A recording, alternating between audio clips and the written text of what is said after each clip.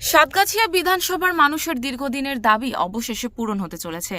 অত্যাধুনিক operation theatre পাচ্ছেন তারা। দক্ষিণ ২৪ পরগনার সাতগাছিয়া বিধানসভার লক্ষ্মীবালা হাসপাতালের উন্নয়নে ৬,৩৮,০০০ টাকার বরাদ্দ করেছেন ডায়মন্ড হারবারের সাংসদ অভিষেক বন্দ্যোপাধ্যায়।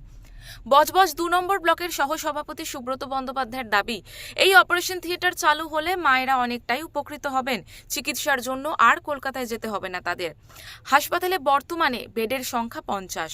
বহুদিনের প্রত্যাশা ছিল মুচিসা যেরকম আমাদের এমপি আসার পর, অভিষেক বন্দ্যোপাধ্যায় আসার পর মুচি হসপিটাল যেভাবে ডেভেলপ করে দেওয়া হয়েছে, আমাদের এলাকার মানুষের একটা দাবি ছিল, বা এটা ব্যক্তিগত আমিও পার্সোনালি ওনাকে বলি, এখানে সিজারের একটা ব্যাপার হয়ে থাকতো, যেটা হলো খুব গরিব মানুষ যারা, তাদের সিজার যদি ব্যবস্থা আমাদের ছিল না, রাস্তায় যেতে যেতে অনেক বাচ্চা মারা গেছে, বা অনেক মা তার বাচ্চাকে হারিয়েছে, অনেক বাচ্চা তার মাকে হারিয়েছে। এই কথাটা আমি নিজে পার্সোনালি আমি আমাদের এমপি সাহেবকে বলি। এমপি সাহেব তার জন্য ৬,৩৮,০০০ সামথিং একটি টাকা দিয়েছে ওটি স্যাংশন করার জন্য। স্থানীয়দের দাবি, সাতগাছিয়া বিধানসভায় বহুদিন ধরেই অবহেলিত এই লক্ষ্মীবালা হাসপাতাল। সিদ্ধার্থ শঙ্কর রায়ের সময় তৈরি হয়েছিল হাসপাতালটি।